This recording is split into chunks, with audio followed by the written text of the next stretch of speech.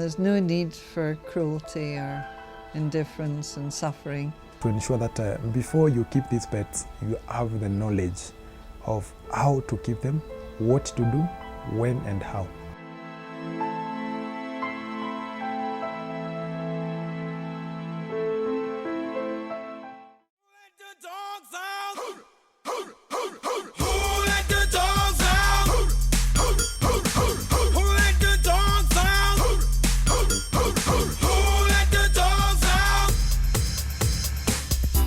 Was nice, the party was pumping. Hey, yeah. Yeah, and everybody having a ball. Hey, hey. Yeah, gonna tell myself I'm man, no get angry. Hey, yeah. Yeah, 280 girls calling them K9. Hey, yeah. But they tell me, hey man, it's part of the party.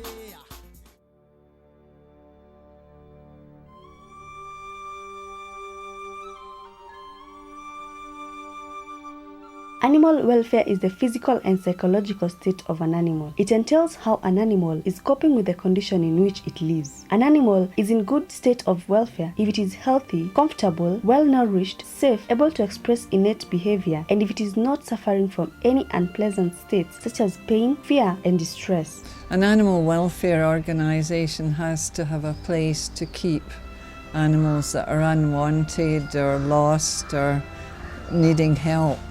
We do a lot of work in the community. The procedures followed when we are trying to rescue these dogs. One, we receive calls from the public, and once we receive the calls, we try to respond as soon as possible. And what we normally do is the inspector picks 1 or 2 or 3 staff depending on the situation of the rescue. So he has to ensure that the number of staff he has will be, or the team will be enough to respond as required. In Kenya, time and again, welfare abuse results from neglect, malicious or physical injury, starvation, confinement, among other reasons. Apart from that, animal welfare abuse occurs due to 1. Inadequate legal and policy provisions. 2. Inadequate capacity to monitor and minimize cruelty to animals. 3. Limited animal extension services. 4. Inadequate training in animal welfare and supervision of service providers. We have the equipments to handle these dogs, like the dog catchers. And what happens once we put them in the kennels, we try to observe them, we try to approach them. There is a sort of communication between the humans and the dogs. We try to see how they respond. When you try to approach them, we see how they respond. For example, like if a dog wags the tail when we try to approach it, then you definitely know this could be a very friendly dog. But others, like if they respond like barking at you immediately, and or like they show the signs of they want to bite you, we try to ensure that you try to entice the dog, like feeding the dog, spend some time with the animal, and try to socialize the dog. Animal welfare is endangered if they do not enjoy freedom from hunger or thirst, freedom from physical discomfort, freedom from pain, injury and disease, freedom from fear and distress, and freedom to indulge in their normal behavior patterns. A lot of people think that animals don't matter. Animals suffer. They're very dependent on us. We've made them dependent on us, and then we don't take care of them, and you see so many starving and hungry animals, injured animals, and they are suffering. So I feel that, you know, we have a duty of care for them. Ensure that before you keep these pets, you have the knowledge of how to keep them, what to do, when and how. So, for instance, like dogs, you have to ensure that you have got a big compound, well fenced, and the dogs are free in the compound to ensure that they get access to exercise, and they have clean water all the time for drinking, and they get the right meal at the right time. Wellness is about knowing we can make deliberate lifestyle choices that create ample health and vibrancy for our animals. Fuka umbwa zile unaweza lea, kwa sababu unaweza kufuka umbwa mingi, sianze kulandalanda ukishindwa na kuzipea chakula. Sasa ukizaa shindwa na kupea chakula, lazima italandalanda. Hakuna mbwa anajileta umu ulimwenguni, lazima siwe na wenyewe na wenyewe wameshindwa kusihifadhi. You don't just get an animal and leave it to look after itself. You have to take responsibility. And these are things that it's very uphill work, but slowly it's improving. We're seeing a lot of different attitude now to animals, which is good. Dogs are believed to have been a faithful companion and assistant of man since time immemorial. They are known for their loyalty and faithfulness. Dogs are gifted with a keen sight, strong sense of smell, speed, and shrewdness almost amounting to reason.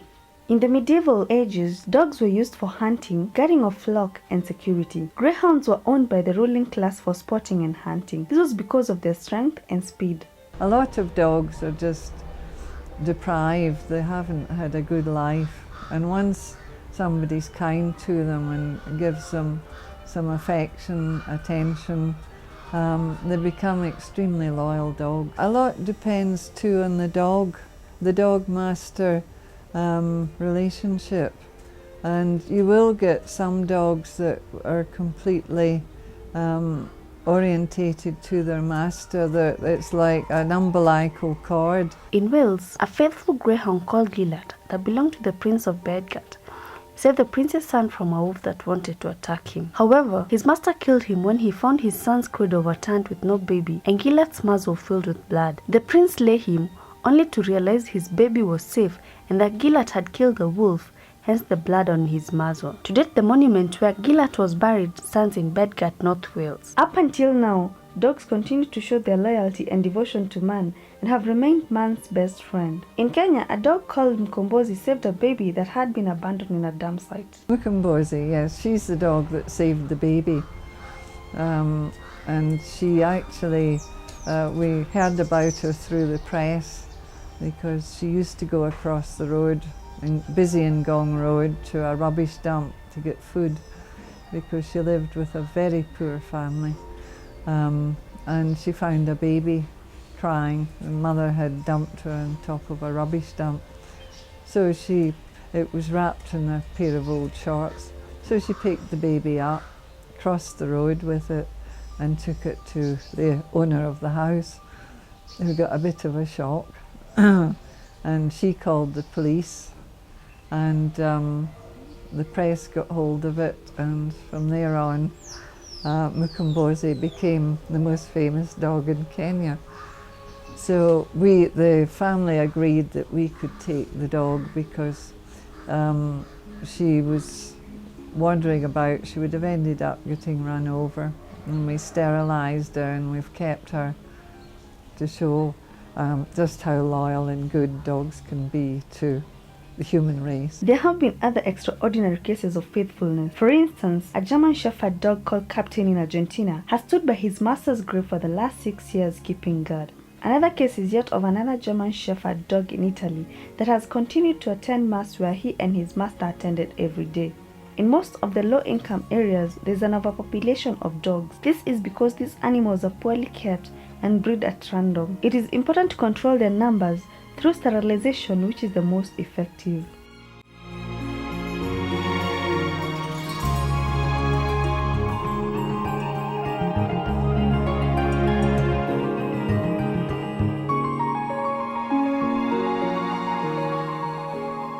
After an operation, a dog can resume about 90% of its previous capabilities after 2 to 3 hours, yet it is fully recovered after 14 days from the operation. We run any bitches we get in, or female cats we get in that are old enough, they're all sterilised because it's, you know, one bitch from the time she becomes mature, within 5 years can produce over 400,000 new dogs if they all survive and they start breeding. That's scary. We can only sort out the problems once we ensure that the females are sterilized, to ensure that they don't keep on breeding, because the more they breed, the more we get these stray dogs. So I can really say that the long-term solution for this is to ensure that all the females are neutered at the right age. Hata serikali inawaonya wale wanaruhusu mbwa wa kurandaranda kwa sababu waweza kuwa na magonjwa ingine kama ya typhus na scabies. Sababu yukuuma hiyo dawa itakugharimu pesa mingi sana kupona huo ugonjwa. However, some people are opposed to sterilization of dogs. People don't. They think it's cruel to put the dog through an operation, but in lots of ways it's more cruel to let an animal have babies time after, at least twice a year. They get worn out. Nisapoti kufunga hiyo kuzaa, kwa sababu ukifunga kuzaa, sasa hiyo umbwa hautaona mbegu yake milele. Baada ya kama imezaa safari moja, unaweza kufunga. The immense number of stray dogs pose different issues, among them health and being a nuisance to the people around them, which may result to conflict. A dog should be taken to the vet at least once per year for veterinary checkup, or whenever need arises, and should be dewormed every 6 months. Ni lazima usiangalie sana kwa sababu wakati mwingine kuna magonjwa. Sasa lazima kila baada ya miezi mitatu wapelekwe kwa daktari wa mbwa tu, wanapelekwa kila wakati. Dogs are protected by laws that seek to ensure their welfare is maintained. This is not as pronounced as it should be, but societies like KSPCA are working towards their implementation. It's very difficult to practice the laws because the police are very ignorant in lots of ways of the Prevention of Cruelty to Animals Act, and they're more interested in, control of people rather than doing anything with animals. So we are really the ones that try to implement it, but we're a very small society. That we do our best, and things are improving, so one step at a time. These laws cover wide areas, including what constitutes cruelty.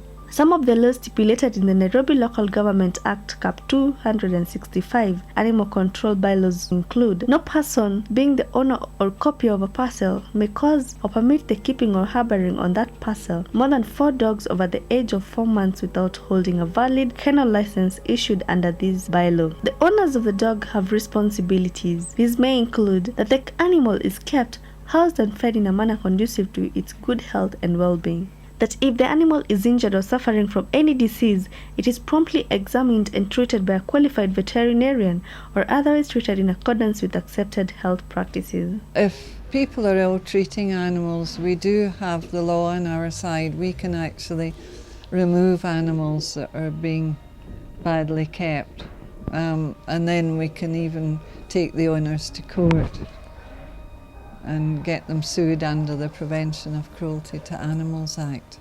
We're trying to upgrade the Prevention of Cruelty to Animals Act, and we want to try and get a licensing in for breeders with regulations, and they will have to pay a fee every year to be allowed to breed, which will make a lot of people don't realise if you look after your puppies properly that you're not going to make an awful lot of money. Some of the breeders, they do it professionally, such that these dogs, they have got big compound to play around, and they have got, they're in touch with their vets who take care of them, and they get the right food at the right time. So I can really say that some of the breeders, they do a very good job in a professional way, but some of them, you find that these dogs, they don't get enough food because they are too many, and they are put in very small cases. So to those breeders, I can really say that they need to be educated on how to do it in a professional way, but ensure that they don't overbreed them. Breeders are making money. They don't find out how people are going to keep the dogs. They just want to sell them as commodities, and we don't feel that animals are commodities. Muhimu wa mbwa, kitu ya kwanza ni security ya mboma. Kitu ya pili, inaweza kujulisha kitu kama iko mbali, inakujulisha kuko kitu kimepitia hapo, na unaenda unaangalia, unapata kweli imenuza na imejua. Hata kukipita chochote inaweza jua. Mbwa wana faida kadhaa. Faida ya kwanza, ni kama walinzi wa mboma, na faida ingine ni kama umaridadi wa nyumba. I believe it even helps to lower blood pressure. If you have a stressful day at work and you go home and your pet's there waiting to greet you and you start stroking it, it's been proved medically that your blood pressure comes down, you feel calmer and you feel happier, and that is a very big benefit in these days. Dogs can be made useful to the society through specialized training and can serve man as work dogs or companions. Although not all dogs can perform the same duties, Labrador retrievers, golden retrievers, or golden crosses can be trained as guide dogs. Guide dogs guide visually impaired people safely around obstacles and are trained to only follow safe commands. Whereas this is not a concept in use in the country, stray dogs that show eagerness to please and willingness to work could be trained as guide dogs. Most dogs, if they're happy with their territory and their people, will guard them. They may not necessarily attack thieves, but they will give warning that there's something wrong. And then you get tracker dogs as well that will the police use for tracking thieves. And then you get the dogs that are at airports sniffing for drugs. But this takes a lot of training and a lot of specialised training as well. Breeds like German Shepherds can be trained as guard dogs and used for security purposes, while other breeds can be trained for special jobs that may include track dogs, sniffers, herding, or even kept at home as pets. When one decides to keep an animal, they should plan and commit to the care of that animal and be prepared to incur some expenses. Cruelty is where you make an animal suffer unnecessarily, either by inflicting pain or confinement. So many people here think that you put a dog in a box for 12, 16 hours a day, and the dog eventually goes mad. And that is cruelty. Dogs need a regular, sufficient and nourishing diet and decent shelter that would allow them express their natural behavior. Dogs will forgive anything mostly. You can see dogs with owners